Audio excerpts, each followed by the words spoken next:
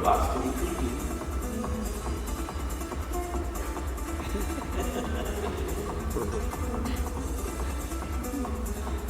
This goes on for about a minute, this kid trying to get that robot to react to him, and it doesn't work. But I love seeing the kids at Maker Faire, and I am so glad it is a place where they can explore, they have hands-on activities, and they can do that.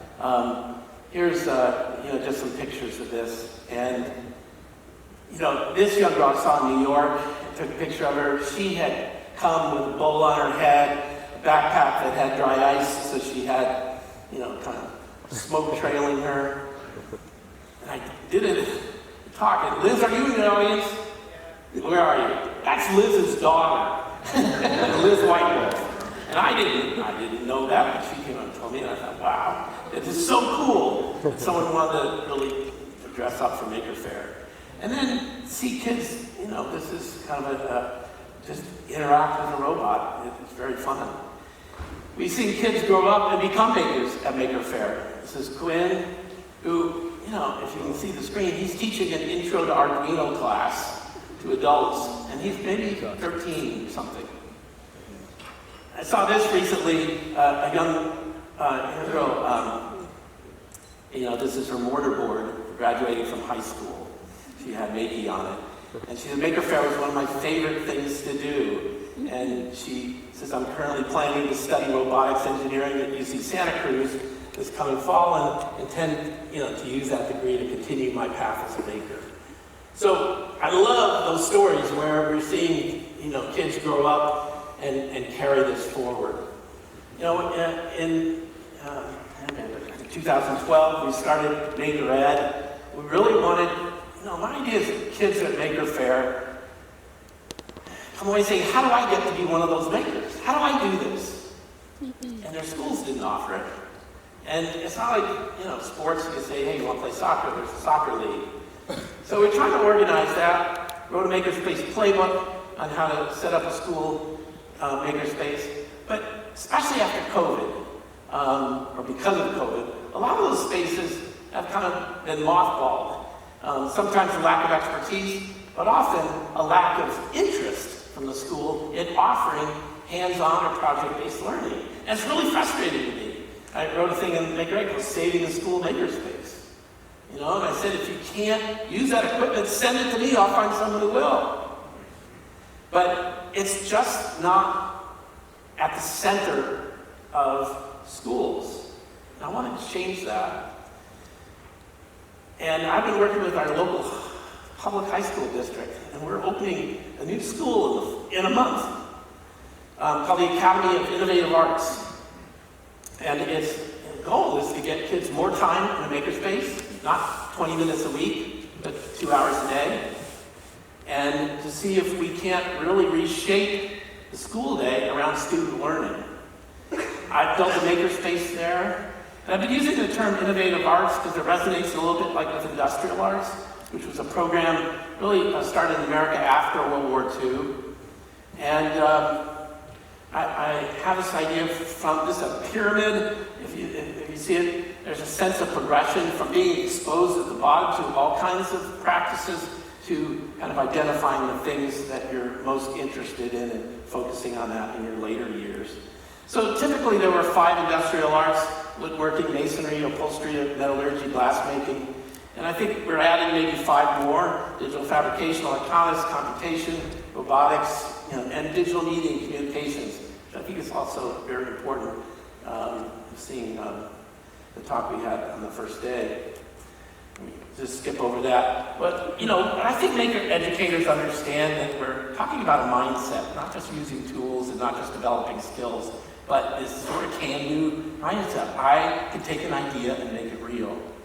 But the important thing for me in the school is that kids are doing projects. And if I have a one-sentence definition of school, it gets students to do projects based on their ideas and interests. And they need coaches, not teachers. But our schools are organized, if you look at this pyramid, really for the very top of this pyramid.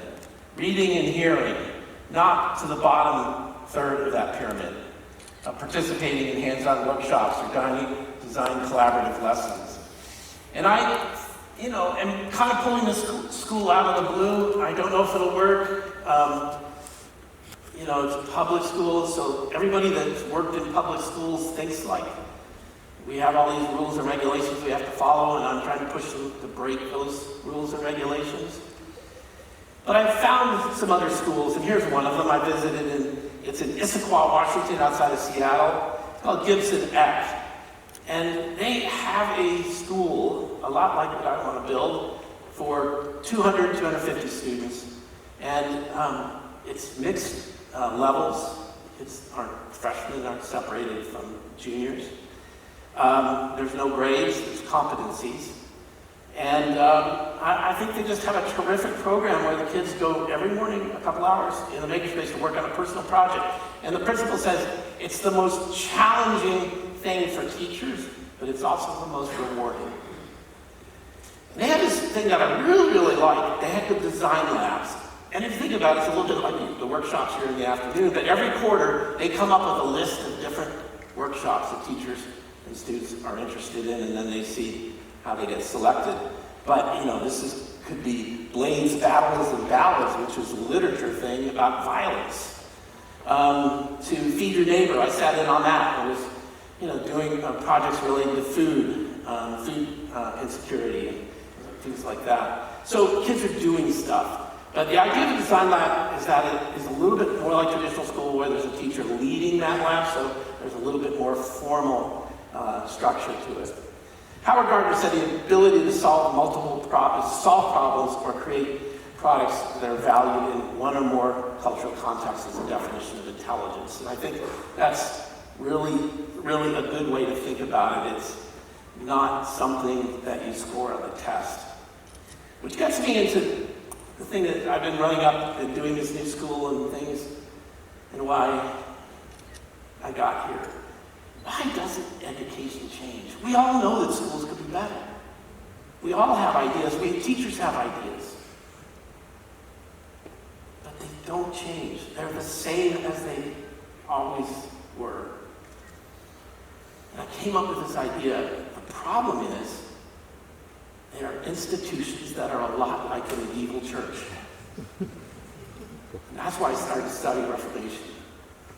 When the state and the church are the authority and the bureaucracy that decide what you can do, they decide who to save and who not to save.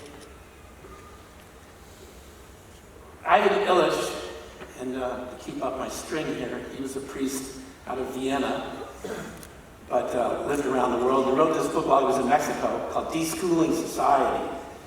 And he writes, the ethos, not just the institutions of school, ought to be deschooled.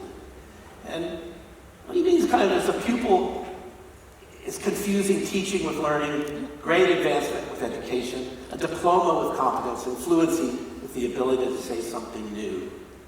So, to me, this analogy to like medieval is kind of like they lost sight of what it meant to be human. And I think our schools are losing sight of what it means to learn. We have in effect a treasury of merit that you can buy your way through, to advance, to do various kinds of testing. And what I really want to get at is I actually think that AI is going to have the same effect on society that the printing press did. And I did this lousy AI-generated image. And what I kind of liked about it was crushing the printer. You see where he's sitting in there? I think AI is telling me that publishers are going to be crushed. But I think